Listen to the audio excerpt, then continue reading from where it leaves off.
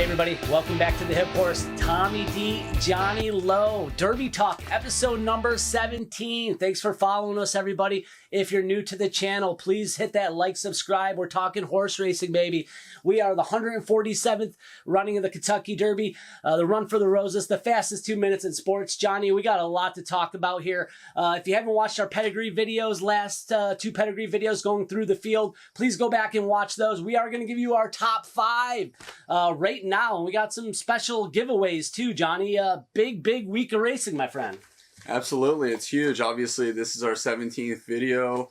For those of you who have been watching all along and followed us the whole way, we thank you for your support. We truly do appreciate that. For those of you who are just picking us up right here, just to let you know, we do have a couple other videos that we've done in the last week or two. They go over all the pedigrees of all the horses in the Derby in depth. So if your horse didn't make our top five, you have some questions about it, go back and watch those videos as well. Maybe you'll pick something up about them that'll get you, either you're on the fence or whatever that might get you over the edge to whether you want to put that horse in your supers or not. Yeah, Johnny breaking down the pedigree with the Rooster Coop. Solid, just putting his nose down and writing down some notes on this Derby, guys. So good information on those past videos. Go back and watch them. All right, Johnny, let's get to it. Before we get going, we will have a giveaway, everyone, so stay tuned towards the end. It's a special Triple Crown present for all you horse racing fans. I think you're really going to like it. So I'm going to tell you at the end of the video on how you could receive this. One person will get this awesome prize. But Johnny, let's get to our top five Kentucky Derby picks. Let's take a look at a couple horses that did not make the list, Johnny. Who do you want to start with first? Well, I guess one side note, we did say we have all the pedigrees covered. Brooklyn Strong and Keepmeinmind did get added after the videos came out. So those are two that you're not going to see the pedigrees on. If you like them, I would say Keepmeinmind might have the better pedigree between the two of them. But any real questions, throw it down in the comment box, and I'll be happy to answer it for you.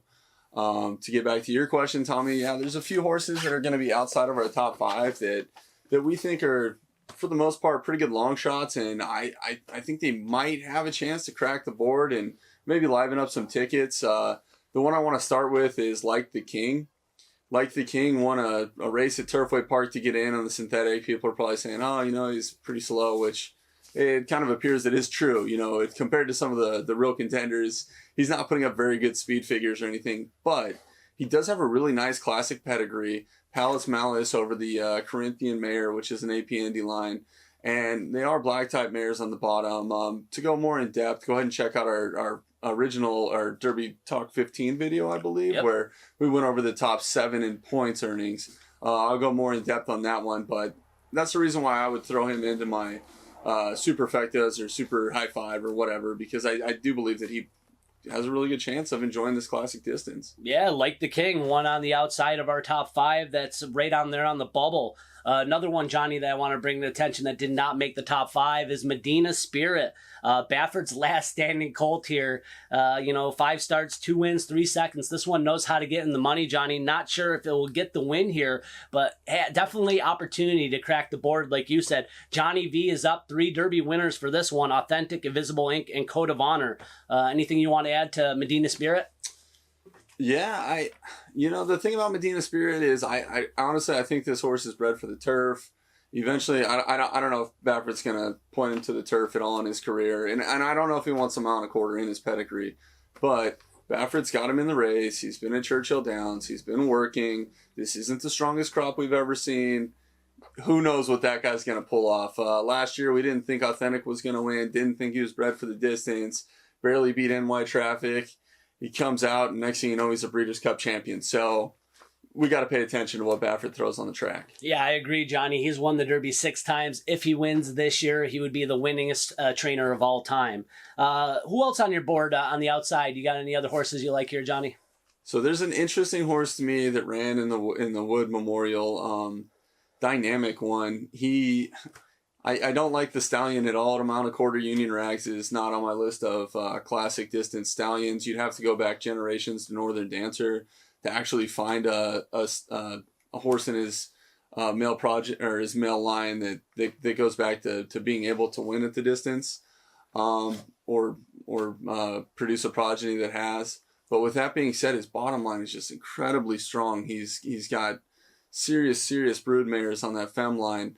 And the fact of the matter is, he's working really well at the track. It wouldn't surprise me if Dynamic One and Todd Pletcher teamed up for a huge run right here. Yeah, I mean, this horse did finish second to Greatest Honor at Gulfstream, you know, going in a distance race. So Dynamic One, Todd Pletcher knows how to get it done. Has won the Derby a few times himself. The last one I'm going to mention is Super Stock here. Steve Asmussen. I'm just looking at the family connections here, Johnny. Maybe it's more of the heart thing here, but Steve Asmussen and the family, you know, after winning the Arkansas Derby, this bay colt looked pretty nice. Santana Jr., that's the connections there.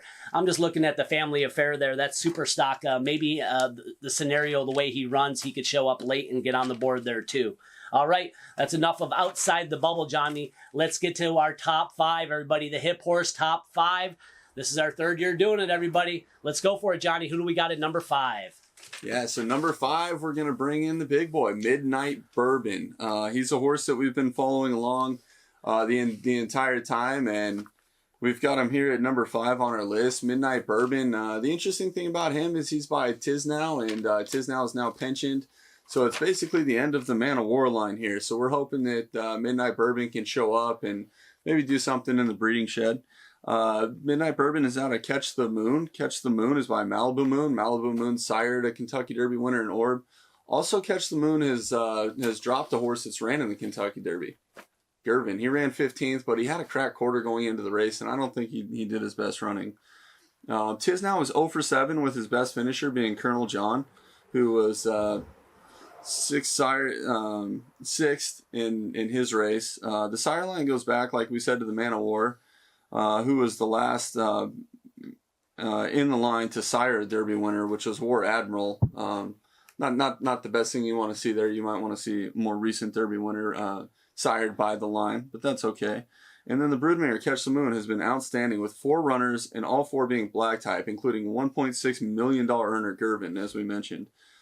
Second dam, Catch My Fancy, was black type, dropped 9 foals, 3 of which were colts, and all 3 were black type, so that's really good. And not to mention the 4 horses that Catch the Moon dropped, those are all colts as well. So we've got 7 straight colts in the family line right there that are all black type. Broodmare sire Malibu Moon obviously sired the 2013 Derby winner Orb, and is the AP Indy line. The last AP Indy broodmare aligned across the line first was our pick a couple years ago, Maximum Security. Obviously got disqualified, and the last official winner was Super Saber. Hey, there we go. We're talking number 5, Midnight Bourbon on our list, this bay colt. Johnny, 7 starts, 2 wins, 2 place, 3 show, so in the money every single race. Steve Asmussen is the trainer, picks up Hall of Famer Mike Smith. Do you think this guy has some experience? I think he does. He's been on the Kentucky Derby trail here, let's see, 26 times. He's 2 winners here, Giacomo and Justify, as we know. This horse won the Lecomte to start his 3-year-old campaign pretty nicely. Finished 3rd in the Risen Star, 2nd in the Louisiana Derby. Windshow Thoroughbreds is the owner's pretty strong there. This horse is 9th on the Derby point list with 66 points, Johnny. Number 5, Midnight Bourbon, is our 5th choice. Let's move on to number 4. Johnny, who do we got at 4? 4's a hometown hero for us. Hot Rod Charlie. He was a super long shot in the Breeders' Cup Juvenile. Ran an incredible race. I think his odds are going to be a little bit tighter than that in this one after the big performance he just had down in Louisiana. But Hot Rod Charlie is by Oxbow out of Indian Miss by Indian Charlie. He's the first runner to post by Oxbow, who ran 6th in his Derby. Oxbow is by Awesome Again, who is 0 for 4 in the Derby, with 3 horses finishing 6th and 1 running 19th. Indian Miss has dropped 5 horses to run, most notably champion sprinter Matole, so he's a half to Matole, which is really interesting. Matole earned $3.1 million in his career. In excess, second sire on the dam side was broodmare sire of the 2017 winner Always Dreaming. 2 of the first 4 on the fem line are black type, with the most notable male drops other than Matole being Miss Me, winner of 12 races and career earnings of $546,900. And one more note about that Awesome Again line. Don't sleep on that line as a stallion line. Awesome Again dropped horses such as Ghost Zapper and Game On Dude. So he's not afraid to throw a monster out there time or two. Hey, I like it. We're talking number 4, Hot Rod Charlie. Doug O'Neill training here. Doug O'Neill has 2 Kentucky Derbies. I'll have another, and Nyquist, guys, so he's done it before. Flavian Pratt, one of the best riders here on the West Coast, probably the best rider, gets the call here. Joel Rosario was there, was going to go on concert tour, and now he's going to switch over. And now he's going to be on Rock Your World, guys. So I like this one. Hot Rod Charlie, 3rd in the Robert B. Lewis, 2nd in the Breeders' Cup Juvenile. So, as a 2-year-old, showed the class, Johnny. And winning the Louisiana Derby the way he did impressively. There's a lot of talk here on the West Coast that Hot Rod Charlie's ready to go. That's why we got him in number 4, everybody. Let's move on to number 3, Johnny. Who do we got at number 3? So number 3 is going to be the guy with the Dominican jockey we just talked about, Joel Rosario, Rock Your World. So Rock Your World is by Candy Ride. He's out of Charm the Maker by Empire Maker. Candy Ride is 0 for 7 with his progeny in the race, with Gunrunner's 3rd place finish being his best to date. But I will make a note of this. His top 2 prospects going into the Derby, Shared Belief and Mastery, never made the race. They probably would have been the favorites had they have ran in their years. Gunrunner won the Breeders' Cup Classic, and Shared Belief won multiple Grade 1 races at the 1.25 mile distance. There's no doubt in my mind that Candy Ride can throw a horse that would love this 1.25 mile distance. Charm the Maker was a black type winner in her career and dropped one other runner who is a black type on the turf as well. Second Dam Charm the Giant was also black type and dropped 5 foals, 2 of which being black type, led by Liam the Charmer, winner of $344,000 in purse money. Third Dam Olympic Charmer is black type as well, and she dropped 7 foals, 3 of which earned 6 figures and 2 are black type. It's a really strong pedigree. The only knock that I could say about it is I'm just not the biggest fan of the Mr. Prospector Y line over the Mr. Prospector X line. The only horse in Derby history to have pulled that off was Mind That Bird at 50-1 in the slop. Maybe it moves him up a little bit if it's muddy and it rains. I guess we'll see. Yeah, we'll find out. Rock Your World coming out of nowhere. 3 starts, 3 wins, undefeated. Won the Santa Anita Derby impressively, Johnny, by 4 1/4. Made the switch to dirt at Santa Anita Derby nicely after first 2 starts on the turf, Johnny. So when you show up big and win that big, Rosario gets the call. Feel bad for our man Rispoli. But he found another mount there in Brooklyn Strong, so congrats there. Horonis Racing, very strong outlay here on the West Coast. First Kentucky Derby starter. And I got some friends went to watch the last workout here, and they say it was very impressive. So Rock Your World, number 3 on the Hip Horse list here. All right, number two on the Hip Horse list. Who is it, Johnny? So number 2 is going to be that horse that we had in the Florida Derby. That was a big win for us along the way. Known Agenda. Known Agenda is by Curlin out of Bayrama, who's Great Britain bred by Byron, who's also a Great Britain bred. Curlin is, in my eyes, the absolute best stallion there is at the classic 1.25 mile Grade 1 distance. And I'm about to make that case for him right here. And this is one of the real big reasons why we've got Known Agenda in this spot. Curlin's had 8 runners. He's yet to win the Derby, but he's had 2 runners up. He's absolutely knocking at the door. Exaggerator won the Preakness. Palace Malice won the Belmont. So this is the only jewel of the Triple Crown that he's missing. And in all honesty, if it wasn't for Justify being the absolute monster that he was, Good Magic would have won that race pretty easily. Another interesting note is Good Magic ran that race in the mud as well, so that's a good sign. The sire line is well known, going back to Smart Strike, well known for running horses in the rain, in the bad conditions. Looking at Lee ran a really nice race. He was by Looking at Lucky. Battle of Midway ran a really nice race that year as well. He's by Smart Strike. So there's a good history of these horses moving up, whether it's wet, dry, whatever. Curlin's biggest race, he won the Breeders' Cup Classic in the mud.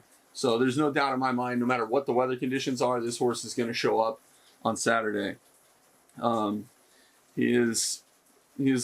Curlin's also sired Vino Rosso, who won the Breeders' Cup Classic, Keen Ice, who won the Travers, Idol, who won the Santa Anita Handicap, and Vino Rosso also won the Santa Anita Gold Cup. He's only missing a couple homegrown races like this race in the Pacific Classic, and then he's basically conquered all the Grade 1 2-turn 1.25 mile races there are, which is absolutely incredible. There's no other stallion like him. His sire, Smart Strike, sired 2 third-place finishers, including Curlin himself, and 6 tries as stallion. And Smart Strike is the only horse in the last 20 years to sire 2 different Preakness winners as well, with Curlin and Looking at Lucky. Bayrama won the Grade 1 Vanity at 9 furlongs and dropped to full by Tappet, who ran off the board in a short 1-race career. Irama, her broodmare, dropped 4 black-type winners in Europe, and her dam won a black-type race at Ascot. They were breeding them to the big names, the Galileos, those type of horses. So this is a very, very classy femline as well. The only thing of note that's kind of a knock, and this is going to sound strange, no horse has been dropped from a Grade 1 winner and won the Kentucky Derby since Grindstone in the 90s. So that's the one thing he's going to have to overcome there. Yeah, I would say that's a little bit of uphill battle, but we're talking number 2, Known Agenda. Johnny, breaking down the Curlin pedigree there. Todd Pletcher is the trainer. Irad Ortiz Jr. Irad Ortiz Jr. will be making his 4th appearance. This horse looked very impressive, winning the Florida Derby last time out. Stalked nicely, and then right off the turn had a nice pace. And this one has the highest equibase figure of any of the Derby contenders with 112. So very impressive in that Florida Derby run. Clips Award-winning jockey Irad Ortiz Jr. Is red hot. If you could have any aboard, this guy is the man. And St. Elias Stable are the owners. They did have a piece of Always Dreaming back in with Todd Pletcher back when they did it. So Known Agenda is going to be number 2 on our list. All right, everybody, let's move to number 1. You guys are scratching your head. Who do we got for number 1, Johnny? Okay, so number 1 is going to deliver the knockout blow. That's what we're hoping for. He was named after the heavyweight champion of the world. Looking forward to him getting back in the ring with Anthony Joshua, who is Tyson Fury. Number 1's King Fury. King Fury is by Curlin. We just went over Curlin's pedigree. He's out of Taurus by Flatter. King Fury, he had a few races as a 2-year-old, but he really stepped it up in his last race that we saw, and that was in the mud, which was really nice. Taurus won 8 of 13 starts and earned over $1 million during her career. 2nd generation Dam Comedy dropped 3 black type, and 3rd generation Dam Don't Be Silly won over $300K in her career and was black type as well. That's really nice. I like to see that in the beginning of the fem lines, that we've got nice classy mares there. Flatter nor Full Brother Congrats have been broodmare sire winners in any of the races of the Grand Slam series. Only Flatter has had a horse go to post with an 18th place finish with Upstart, but Flatter has a strong fem line and good stamina genes to pass along from AP Indy, which increases his value on the bottom side of the pedigree. This is that Mr. Prospector AP Indy line cross. I really, really like it. And I think King Fury is gonna make a vast improvement off of his last race, which was a mile and 16th at Keeneland. Not a very far ship, even though it was only 3 weeks. He had a really nice workout by himself the other day. And I think he's looking for that big score. I think he's going to really enjoy this 1.25 mile distance. Yeah, I mean, Johnny, I like it. King Fury, number 1 on our list here. Kenny McPeak is the trainer here. Brian Hernandez Jr. backdoored into the Kentucky Derby here, guys. Starting to run on like Johnny, impressive in the Lexington, put up a 103 equibase figure there. So first start of the year, winning on the sloppy track. So to come into Lexington and win that impressively, Johnny, I like it in the first start of the year. McPeak has had 6 Derby starters. His best has been Tejano Run, 2nd place finish. This horse is just as impressive to the eye in the Lexington. So I like the call here, especially if a wet track, Johnny. Number 1, King Fury on the Hip Horse list. Johnny, what else should we throw into the mix here for everybody?